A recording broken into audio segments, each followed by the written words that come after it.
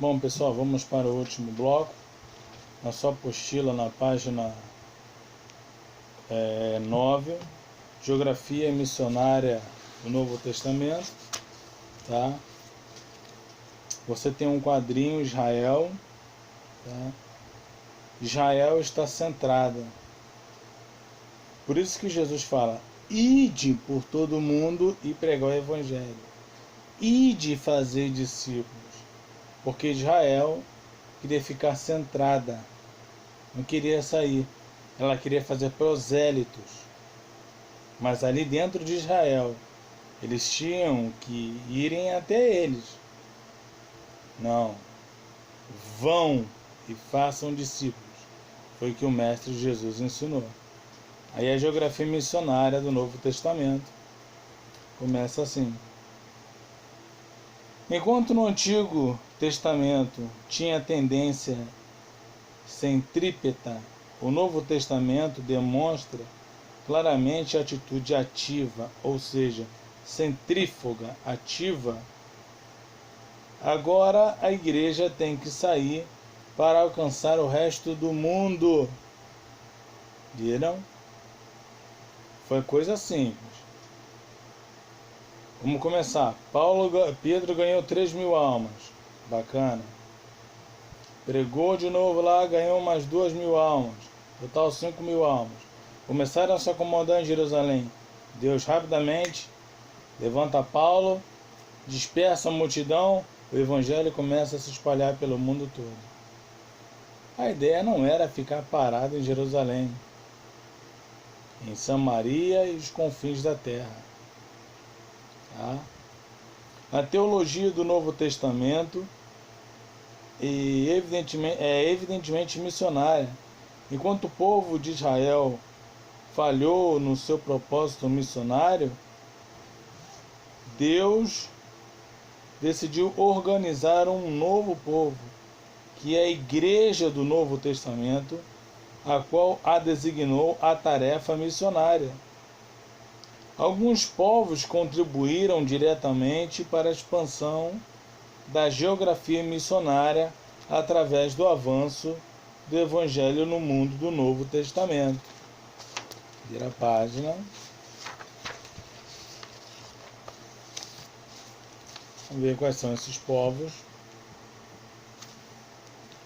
Os gregos contribuíram com a tradução do Antigo Testamento, que era chamado de o Livro dos Judeus, quando o rei Ptolomeu Filadelfo, de uma ordem ao seu bibliotecário Demétrio de Falero, no ano de 285 a.C., para realizar a tradução que veio a ser conhecida como a Septuaginta, ou a tradução dos 70 judeus, contribuindo também com o grego koiné, uma linguagem comum.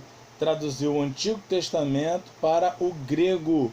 Isso facilitou bastante a leitura, porque era um grego comum, um grego muito simples. E facilitou a leitura. A Bíblia que Jesus tinha em mãos era a Septuaginta. Os romanos contribuíram com a Pax Romana, a infraestrutura que eles fizeram. Tá? Os povos não queriam guerra, porque sabiam que se entrasse em guerra, os romanos iam se meter. E entrar numa guerra contra os romanos era uma fria.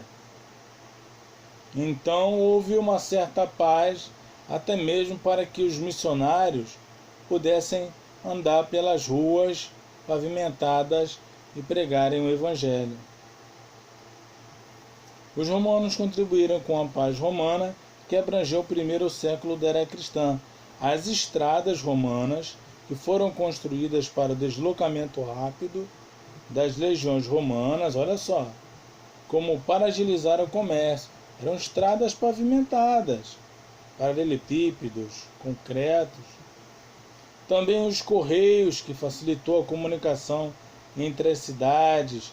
Paulo enviou muito dessas cartas pelos correios. Outra contribuição para o avanço do Evangelho. Muitas das cartas de Paulo, os 13, correio, aos romanos ajudando. Os judeus contribuíram com o monoteísmo, O cristianismo é monoteísta.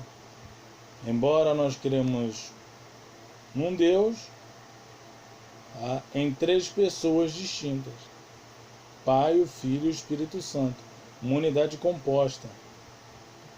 A esperança messiânica, a esperança da vinda, do retorno do Cristo, com o Antigo Testamento, com as sinagogas.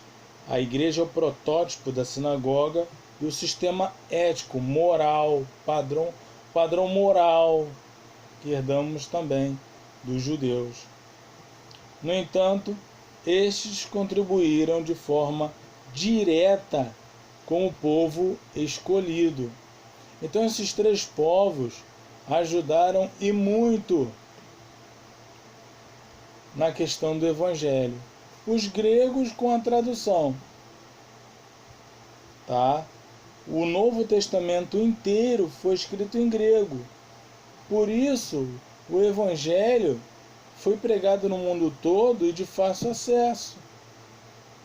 Chegou nas mãos das pessoas e foram lidos com facilidade, porque o grego era o koiné, ele era muito simples, tá? E isso facilitou bastante. E essa foi a contribuição dos gregos. Vieram os romanos com a paz romana. Muito tempo sem guerras. Estradas pavimentadas. Uma excelente infraestrutura. Correios para que as cartas fossem enviadas.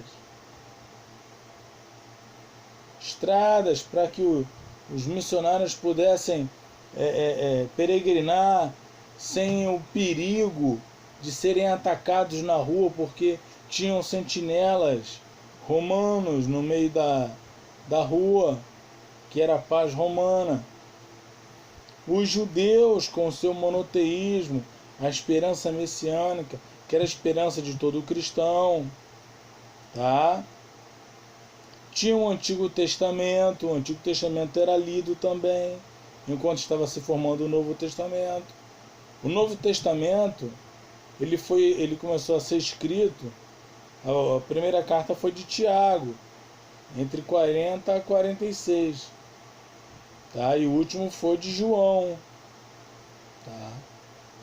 Então você tem um período aí de 100 anos, só que ela só foi entrar no cânon no terceiro concílio de Cartago, em 397. Então até lá, eles liam o Novo Testamento, porções do Novo Testamento, mas liam o Antigo Testamento também, tá? Nas sinagogas, tá? Só passaram a frequentar igrejas, tá? Só em 313, no Edito de Milão de Constantino, tá? E quando ele dá o decreto dominical em 7 de março de 321. Aí sim começaram a poder cultuar em igrejas, em templos, tá? E aí rola uma política por trás que não é nossa área agora, tá? Não é nossa área agora. Mas que esses 3 povos contribuíram e muito para o avanço do cristianismo, eles contribuíram. Tá legal? Tanto gregos, romanos, judeus. Gregos com a língua, idioma. Os romanos com a pax romana, estrada, infraestrutura, né? Os correios. Os romanos com monoteísmo, sinagogas, o conceito ético de respeitar, de ter uma só esposa, o pai e a mãe, de trabalhar, trazer o sustento para casa, cultuar apenas um único Deus. Abraçamos do judaísmo, tá?